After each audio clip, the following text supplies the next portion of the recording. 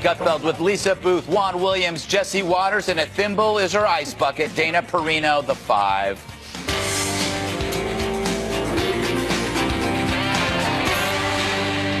This is video of George Herbert Walker Bush when he crashed into the sea as a young pilot.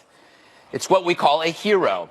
If you're young, playing video games, shopping online, or fulminating on Facebook, it's because of something called Leisure Time. And Leisure Time was brought to you by millions of men and women whose bravery in times of war made our idle activity possible.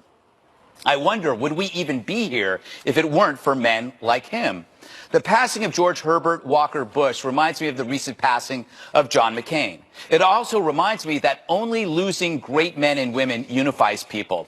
We try to forget all about the other crap. In fact, we realize much of that crap is pointless. People come and go on our planet and in our lives, and it helps to remember that all of us have something in common with the great ones. With the exception of a few chuckle buckets who use such events to score political points, it's actually a shared loss that reveals how we really are. None of us tweet in the face of death. Kindler and gentler. Remember those words? It's a return to the baseline of human goodness. A great person dies and we can observe the rituals with reverence and respect as though it's second nature. God help those who can't. It's probably best to ignore them. So for this week, it's not a bad thing to use this passing of a great man as an excuse to make life better. Less finger pointing, more handshakes. I'm sure in time we'll get back to our tribes, but for now, let's do the guy a favor. Be kind and gentle in case he's watching. So, Dana, I'm sitting actually in your chair, which I feel quite strange. So do I. Yes. I don't like being this close to Jesse. Yep. Stop touching me under the table. So, Dana, the reverence lasted 10 seconds. I'm sorry. It's okay. We started it. Yes. Dana, you're in D.C. The state funeral's tomorrow. What are your thoughts? Anything that moved you particularly today? Yes. Well, it's obviously an honor to be here and to be able to have known them and to talk about them. I thought your monologue was spot on, Greg. Thank you. Bloody on. Very good.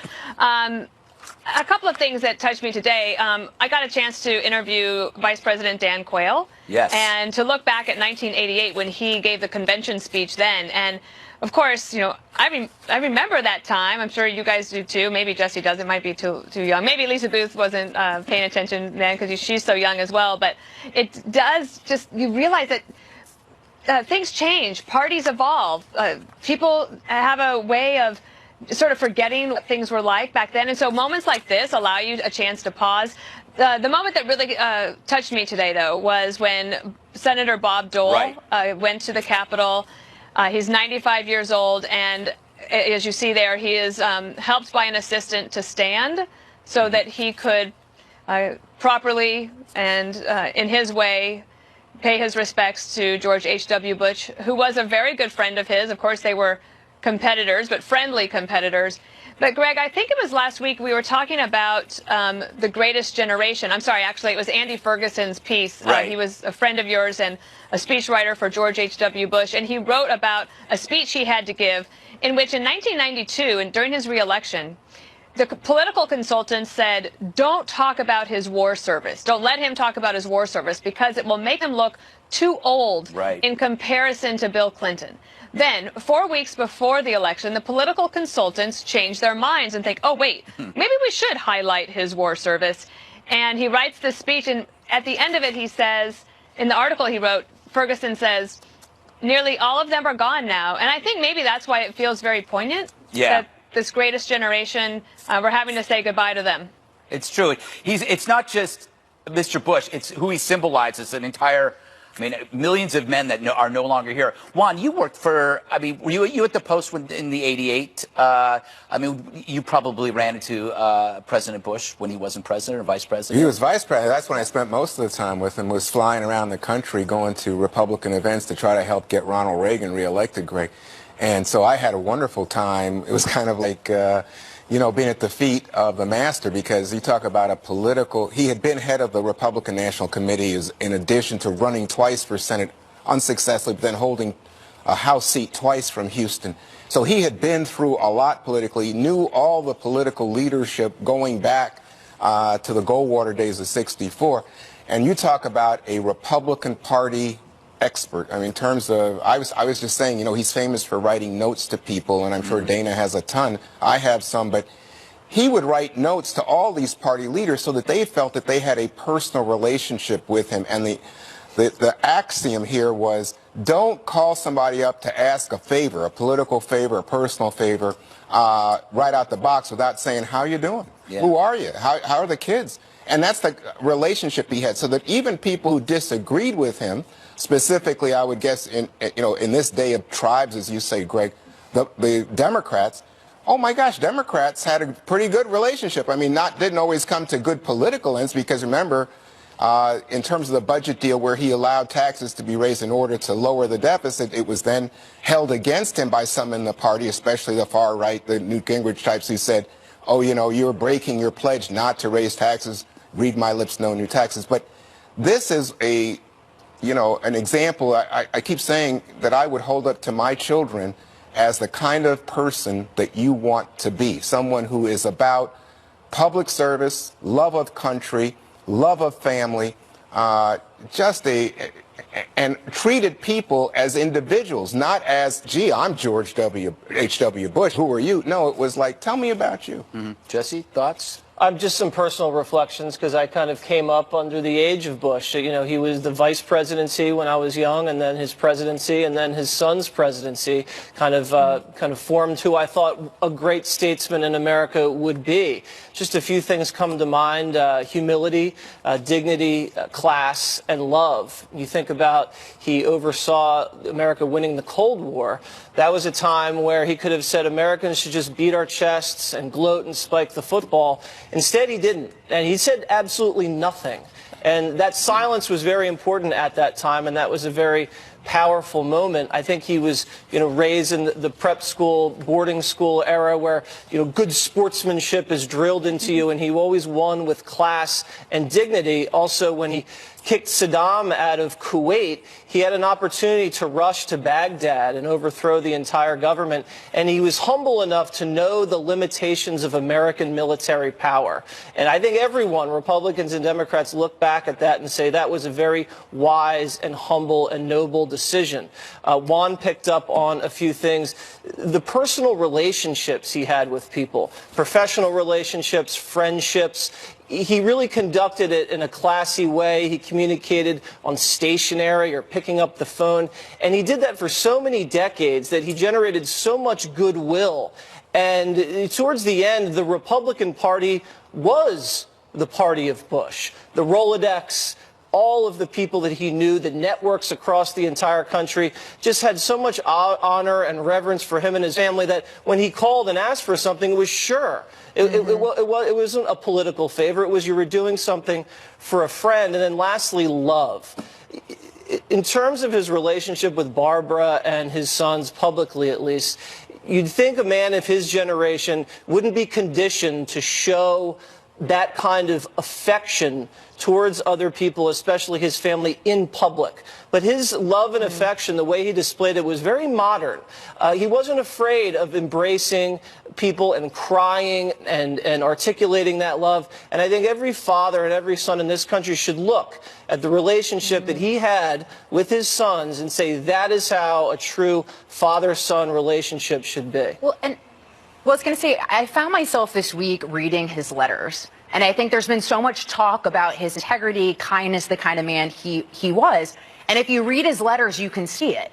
And, the written word always lasts so much longer than, what you say on TV or what you say during a debate or what have you. And that's a beautiful thing for him, because what a great legacy to leave behind. And, Vice President Mike Pence talked about this yesterday when the former president, when he wrote a letter tailhook landing as a Marine aviator, and saying that he shares the pride that Mike Pence has in his son. You look at the letter he left Bill Clinton saying that you're our president, I am rooting for you, even though he defeated him and he was a one-term president. What a beautiful thing to have that sort of character, to leave that message for Bill Clinton. You look at the love letters to Barbara and what a beautiful, loving relationship that they had as a couple. The letter that he wrote about his daughter Robin, who they lost, and talking about the fact that she's always going to remain with them. So just all these letters, what a beautiful legacy for him to leave behind for future Americans to see the kind of integrity that the man had. So, Dana, what's going to happen tomorrow at the funeral? Well, you'll have eulogies from George W. Bush. I think that one will be hard for me to get through because I'm quite close to him. And as Christopher Buckley, another speechwriter, wrote, that they might have been New England roots, but they had the tear ducts of a Sicilian grandmother. Then you have Brian Mulroney, who is the Prime Minister of Canada, one of 41's best friends on the world stage. Former Senator Alan Simpson from the great state of Wyoming will also eulogize him, and then it'll be finalized with John Meacham, of the the historian who wrote so much about him. The last thing I would say is something that Greg, I think you and I've said this several times. 41 really embodied this, and we should all keep this in mind. Politics might be what we do, but it is not who we are. Yeah, buddy. All right. Thanks, Dan. Is Mueller finally ready to wrap up his investigation? The latest developments in the Russia probe. That's next. Signs that Robert Mueller's so-called witch hunt is reportedly close to wrapping up. Yahoo News says the special counsel's legal team told President Trump's attorneys that they are, quote, tying up loose ends in the Russia investigation. This comes as new court filings due today on former National Security Advisor Michael Flynn could offer a roadmap to the Mueller findings. All right, so we're waiting this sentencing memo, Lisa. We have no idea what's going to be in it, but there's a lot of speculation. One of the things we do know is that James Comey did tell congressional investigators that he didn't think Flynn intentionally lied when the feds questioned him. And that's been something that's been the back of my mind this entire time regarding Flynn, because you're right. Chairman Chuck Grassley of the Judiciary Committee has said that when Comey met with congressional investigators, the FBI investigators led them to believe that they didn't think that Flynn had lied. And then Mueller takes over the special counsel investigation, and then Flynn pleads to lying. And pleads guilty to lying. So, and then also Chairman Grassley has been on DOJ and the FBI to, one, give them the 302s with the interview that they conducted with Flynn so they can see what kind of questions were asked, what Flynn said. And they've also asked for the transcript of Flynn's conversation with the former ambassador Kislyak as well. None of those things have been provided to the chairman yet. So I have a big question about that. Did Flynn actually lie? And the tactics, I think it also speaks to sort of the tactics of Mueller as well, those hard-nosed tactics. Right. And speaking of hard-nosed tactics, Cohen, the former attorney for President Trump, is due to be sentenced next week. And Juan, it looks like he's caught up in some Trump tower that doesn't even exist in Moscow. Somehow there's a scandal there, but he's facing a hard time as well. How's that whistling past the graveyard going for you, Jesse? I mean, you're a great whistler. He's great. He's great. I tell you, he does it every day, Lisa. Whistling past what is obvious. By the way, before we get going, can I ask Greg a question? Sure. Who is scot-free? Because I see that President Trump is tweeting that Cohen should get maximum sentence and not get away, and then he puts in uppercase S and Scott. I think that's Tariff Man's cousin. Yeah, exactly. all I know is it's always great to see liberals criticize people over misspelling words. It wasn't misspelled. I think there's enough to go around. But then he had this Twitter fury this morning. Yes. He went after not only Cohen, but then he said that Manafort, was it Manafort or Roger Stone, had guts. Stone has guts. Stone has guts because he won't testify. Probably. He won't turn on him. I mean, what is that obstruction of justice or what? No, I don't think it is. You know what's interesting? Listening to Juan and listening to other networks, it's like watching someone describe a drug trip that you're not on. They're just seeing things. It's hallucinations, impeachment, resignation, jail time. It's been a 2-year-long acid trip, and it's not the good acid. And then the media, to them, to the media, it's almost like Christmas. It's Christmas. This is their Christmas because, they don't really believe in this stuff anyway. So, but they're at the stage now where they're hanging the stockings and they're looking under the beds and the closets for all the presents. But the bottom line, they're never going to be happy unless they get this guy out because they're still suffering from being beaten and humiliated 2 years ago. Yeah, I mean, they could get coal in their stockings. You don't know what Mueller's going to say. Yeah, clean coal. Clean coal. But we don't know what he's going to say, so I'm not leaping to any conclusions here. Oh, you would never do that, Mr. No, but I will say, boy, when you see the kind of fury in his tweetings this morning. But this is old news. It's like, news. Wow, something's happening. This is old news. Every day you're surprised by his tweets. To me, it's just like checking the weather. It's like, it's 49 degrees and there's a tweet. Also, didn't Juan just leap to a conclusion? What's You the just told conclusion? you say we shouldn't leap to conclusions, but then you're reading his tweets and concluding something. Let's No, come on. I said people don't act like that without a reason. Lisa. Let's go to someone who's never been on an acid trip. Dana Perino in Washington, D.C. Dana, close it out for us. The Mueller investigation, hopefully, winding down. So the Yahoo reporter that did that piece saying that it was about to wrap up is Michael Isikoff. Way back when I worked at the Justice Department, he was with, I think it was either Newsweek or Time magazine. And when we were spokespeople for the Justice Department, you could almost count every Friday night at 5 o'clock, Michael Isikoff would call and say, yeah, I'm about to drop a big story on you guys on Sunday. So he's got very good sources, follow him, pay attention to it. And the other thing I would say is, if they are trying to wrap it up, everyone just put on your seatbelt. There's going to be some turbulence before this thing is landed, but the plane will safely land and everyone will be able to move on. They'll never move on, Dana. They're never going to move on. Well, then they can sit behind on the tarmac. There you go. Oh. They can take the bus. That tarmac. Maybe Bill will be there with Loretta. All right, President Trump ripping Democrats after caravan migrants breach the border. Hear what he's saying up next.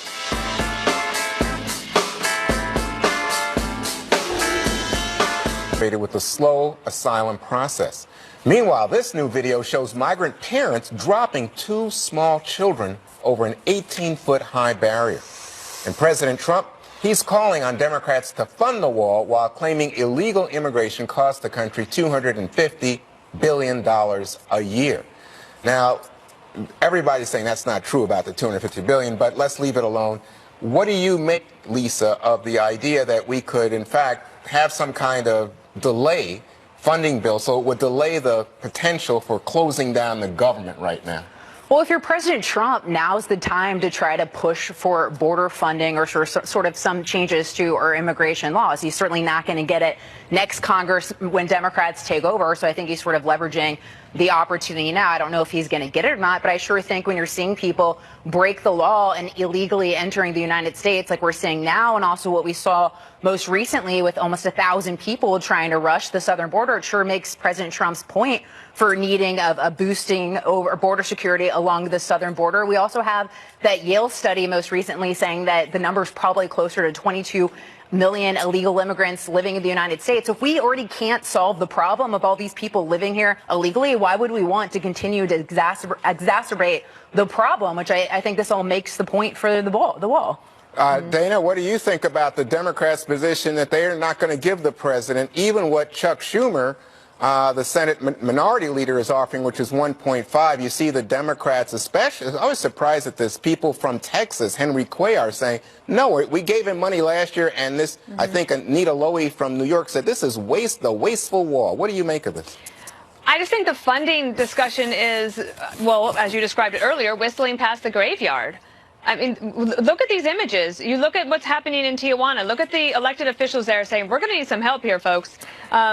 This is a bigger story than just like the wall funding. I don't think the government will shut down. And besides, the Republican Congress working with the White House was able to get so much done on the spending front up to now. So a lot of those spending bills are already done. It'll only affect about 25% of the government if it does happen. I don't think it will come to that. I think the president will end up having a compromise. But talk about whistling past the graveyard. If the Democrats don't realize, images like this sear into the minds of people. You see children being dropped that far, and it's not ending well for the caravan participants, or I don't know what we want to call them, but the caravaners.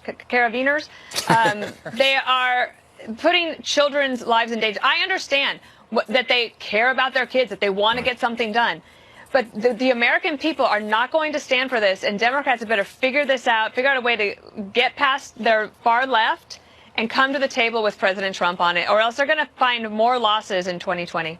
And Jesse, the president, in fact, said this issue is a total political winner, and he's willing to stand against the Democrats, even in the face of, all the controversy about separating children from parents, tear gassing children and adults and their parents. What do you make? Do you think it's a political winner for Republicans? Yes, I do. It does have a risk of becoming like his Gitmo. Remember when Obama for 8 years says, I'm going to close Gitmo. He ran on closing Gitmo, and 8 years later, he never closed it. You get to a certain point where you have to see visually a wall being constructed, or else you realize this thing is not happening. I want to do something with you, Juan. Oh my God, no. Hey, wait a second. Is this like when you were touching Greg a minute ago? television, Jesse. There's going to be no touching. No touching. Good. I have 3 questions for you. All right, Okay, go ahead. just follow along logically. I'll play and with I you. believe at the end of these questions, you will want a wall. Okay. Okay, ready? All right. Do you believe in borders? Yes. Okay, good. Do you believe currently the border is secure? Yes. No, wrong. Okay, because you just showed visuals of people dropping babies over the wall, of people shimmying through the holes in the wall, and if you have a half a million people coming through every year, wait a second. that means the border is not secure. Well, first of all, the number of people coming across the border is way down, even despite that. But secondly, Juan, if you see people jumping and tunneling, does that mean that we need a wall? If someone's tunneling under your house, do you think your house is secure? No, that's why I'm saying a wall's not going to do wall in your house. Is a it wall's secure? not going to do the job. Okay, Juan, you're failing the basic logic test. Okay, no. The answer to the question is the border secure, as everybody sees on the screen of the people dropping kids. That's Dana. No. That's not a wall. The answer is no. Third question, final question. All right. Do you believe walls enhance security? No. Family needs to understand that. The king needs to understand that. There's certainly been damage done in his ability to represent Saudi Arabia in the international community. What about the arms sales? What about other big business that is on the table currently between the U.S. and Saudi? Does that go through? Well, first of all, we're going to have a vote on whether we should maintain the U.S. military presence in Yemen. I think that there is clearly a majority of the members of the United States Senate who believe that, no, we should terminate that relationship with Saudi Arabia in regards to Yemen. As far as arms sales are concerned, we need to evaluate each one. But if it has anything to do with our military campaign in Yemen, the answer is no. We shouldn't be supplying any weapons, and we should have at least a pause at this moment in regards to arms sales. Speaking of military buildup and military spending, you've got a deadline on the horizon. You and your colleagues now doing a continuing resolution as we mourn the 41st president passing. And yet, will the money be there for the border wall? Will you keep the government open past the next deadline in the next 2 weeks and have the money to fund the government? Well, Maria, we have funded the Defense Department. That is funded through the full year. But you have a large part of the government, including Homeland Security, that's only funded through Friday. So we expect we're going to pass another short-term continuing resolution. Look, we worked out a compromise on this issue, giving border security funds to the president. No, we should not be approving a wall. We should go forward with border security that we already have a bipartisan agreement on. And I hope that's how we reach our final compromise. Do you see the priorities for your chamber changing with the new Congress come January? I think the Senate can be a very soothing part, I hope, of this relationship in Washington. We know that we do our best work when Democrats and Republicans work together. I hope that we'll see in the next Congress, with the House controlled by Democrats, the White House by Republicans, that the Senate can perhaps be a body that can bridge the gap and be a productive session for the American people. And if you have to name one priority, is it economy, jobs, tax cuts? Is it making sure the oversight is in place? What's your priority, Senator? There are lots of priorities, but let me take the easiest one first. Let's pass a major infrastructure bill for the American people. That's one that enjoys strong bipartisan support. We can rebuild our transportation structure in America and make America much more modern and much more competitive. I think that's an area where we all can agree that we need to move forward. But the money's got to come from somewhere. And I think you'll find that we're agreeable to do things. There are some areas where we can use traditional revenues, as well as looking at creative ways in order to be able to have a greater infrastructure program for this country. Senator, it's good to see you this afternoon. Thanks so much. Thank you, Maria. Senator Ben Cardin there. What are authorities planning right now after a group of migrants in Tijuana, Mexico, breached the border? We're on it next. This is not National Day of Mourning. President Donald Trump is expected to meet privately with members of the Bush family moments from now. We are on it in 60 seconds time. Stay with us. There are ordinary eggs, and then there's the best. President Trump is going to be meeting with the Bush family, and as you can see, the motorcade has arrived. The president will be meeting with the Bush family to give his condolences. Of course, he and Melania Trump, our First Lady, did visit the president, Lyons State, earlier. There's the president now arriving at the Blair House with former President Bush and the First Lady, Laura. They will be entering the Blair House, and of course we will find out what's being talked about. But now we know that the President and First Lady have arrived and are currently with the family of the Bushes right now at the Blair House. We will have more for you as news develops and we find out exactly what went down at the meeting this afternoon. Meanwhile, Fox Business Network's Blake Berman is at the White House with more on this. Blake, good afternoon to you. Maria, good afternoon to you as well. This is taking place about 150 yards or so from our camera here on the White House North Lawn. President Trump, as you just see there, going into Blair House with the First Lady to meet the family of President George H.W. Bush, seeing there President George W. Bush, his wife Laura as well. Blair House, as I mentioned, right next to the White House complex. This is normally a building, a historic building at that is reserved for foreign leaders when they come here to the United States. They normally stay there overnight because of the proximity here to the White House. It's also the building that the president-elect stays at during the week of the inauguration before they end up moving in to 1600 Pennsylvania Avenue. So a very short trip for President Trump on this day to just make his way over there. They drove, even though it is close. There are security reasons, which we won't get into, why they decided to do that. But the president now inside Blair House, where he will meet with the family of the 41st president of the United States. The President Trump talked about this on Twitter earlier today, in which he said the elegance and precision of the last 2 days have been remarkable.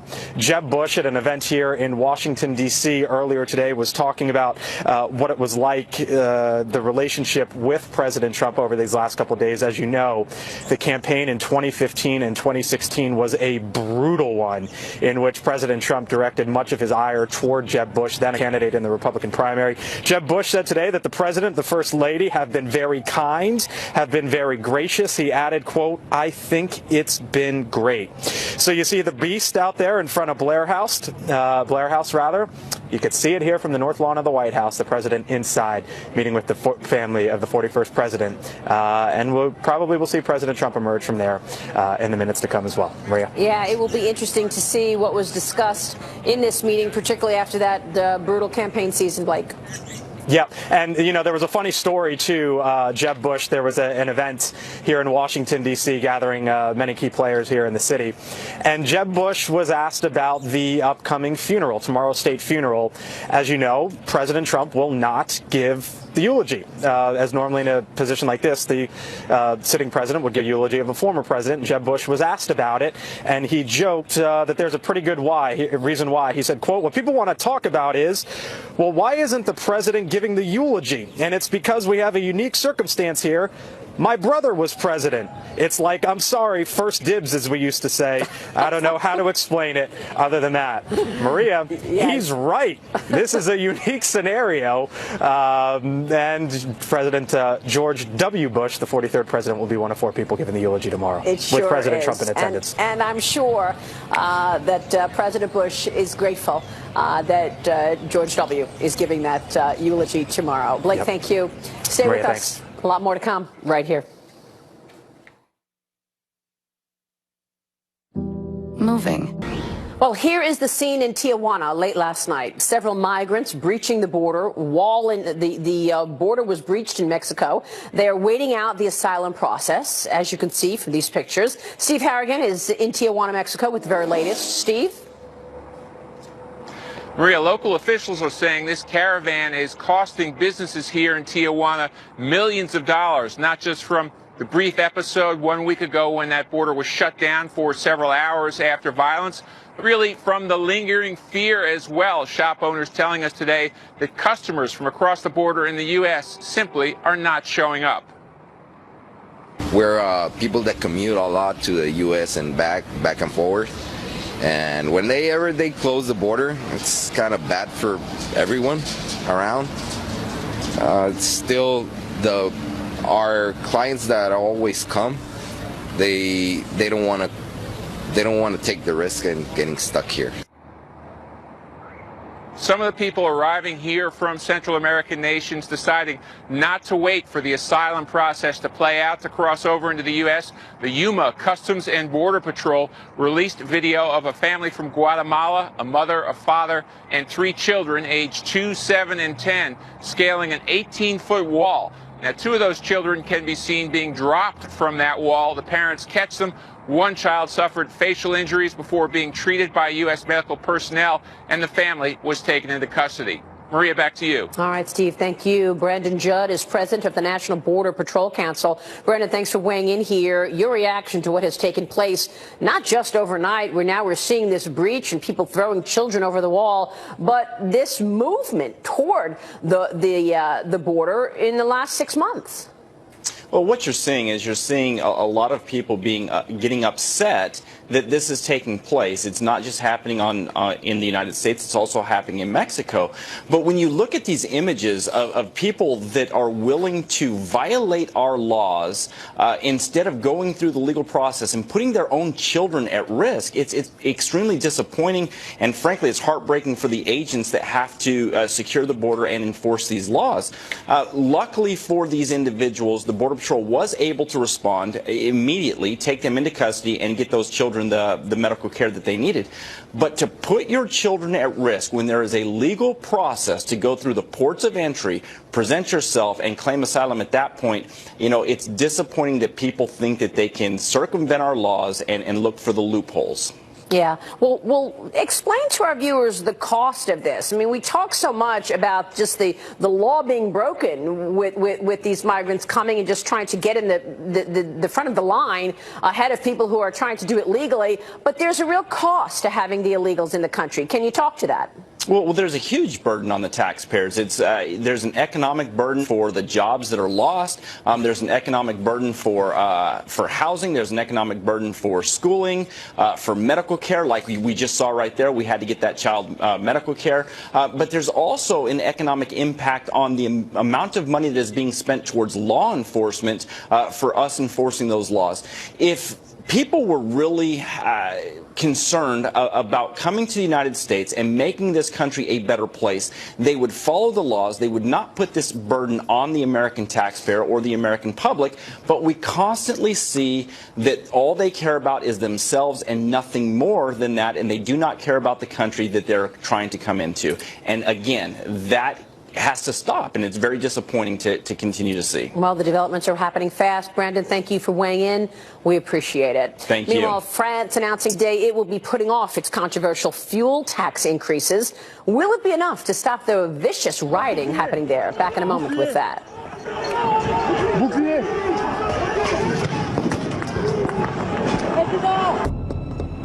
Family's the most important thing. Postpone the implementation of what is a carbon tax on fuel that was supposed to go in effect on January the 1st. It now goes back, we presume, to June the 1st.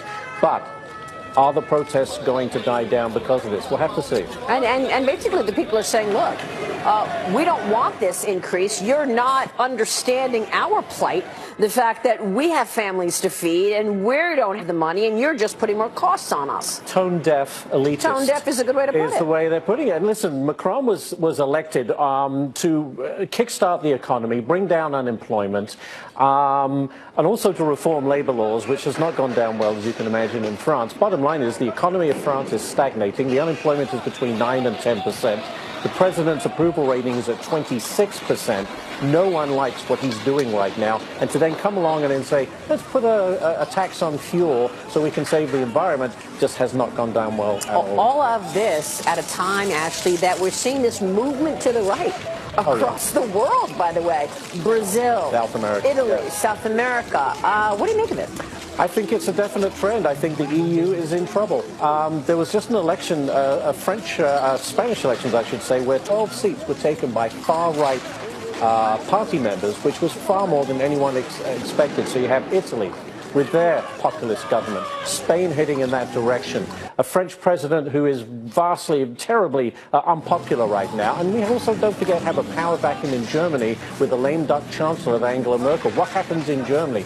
All of this spells a lot of trouble ahead for the EU. Good point about Germany. Meanwhile, in the U.S., the worries over growth are rising. Your take on this 800-point sell-off in the Dow Jones Industrial Average today? You know, I was shocked by how severe it was. But the bottom line is the analysts who were going to say I was right now have said, look, economic growth heading into 2019, there's no way we can keep it up. And the rest of the world has been providing this clue. And finally, the U.S. is going to be dragged down and the economy is not going to pick up. I don't want to get into the weeds on yield curves and treasury bonds. But bottom line is the warning signs are there that, you know, the U.S. economy may start to falter a little bit in 2019. The president said he's a tariff man. I guess that didn't sit well with investors today. It didn't. You know, there was all this excitement Monday after the G20, and perhaps we were going to get something done with China. We had 90 days, but everything was all very positive. The market took off and the Fed said it's not going to be so hawkish. All of this was wonderful. Here we are a day or two later and the market crashes 800 points because maybe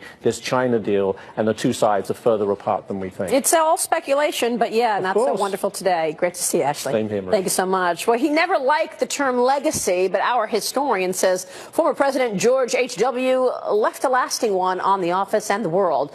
Doris Kearns Goodwin is next.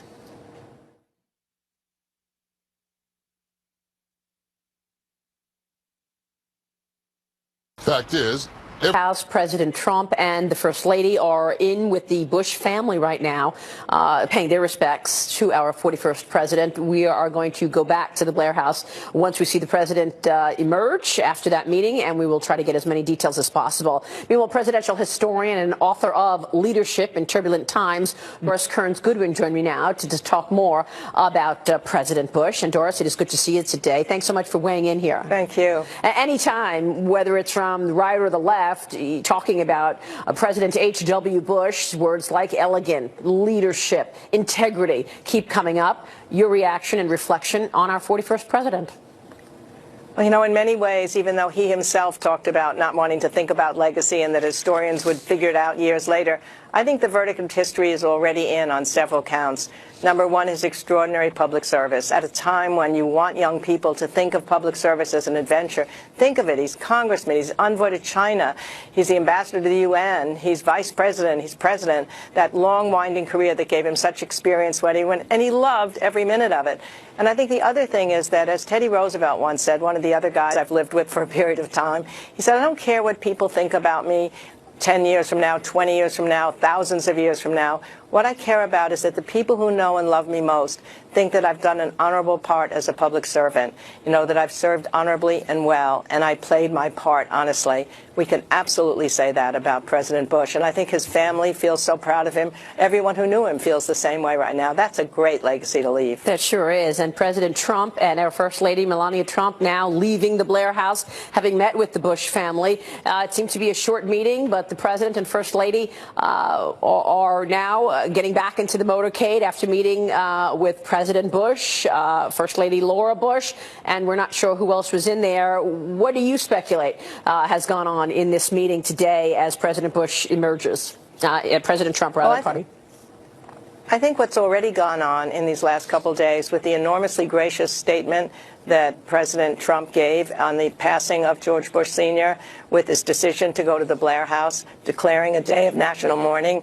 I think it just shows that there's a respect for the presidency. Think about these 45 guys. They're only a part of a presidential club that extends from the beginning of our history to the end. And there's something about their respect for one another which has now transcended. These guys said some pretty bad things about each other. That's always true when you're in campaigns and when you've lost an election, as President Bush Sr. did to Clinton, and then those two guys become friends. I think it's just a great model for America. We're in such a highly partisan time right now, and to see these presidents come together, to see some of those past resentments at least begin to fade, even if it's just for a couple days, it makes us feel good, and I think it's great. Can the upset fade? You know, it was a brutal election, you're right. Can these two groups come together, the Bushes and the Trumps, after what has been just a brutal name-calling election period? Well, you know, what I would hope is perhaps even just seeing each other for a short time today, that President Trump realizes there's so much he can learn from President Bush. These are the only other people, these living presidents, who have been through what he's going through right now.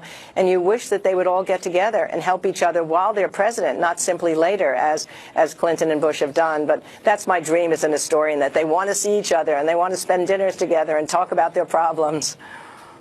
Yeah, what an incredible legacy, though. I mean, I mentioned it at the top of the show. Congressman for 4 years, ambassador to the UN for another 3 years, chairman of the Republican National Committee, chief of the UA's liaison office to China, director of the CIA, vice president under President Reagan for 2 terms, and, of course, 1 term as president of the United States. Doris.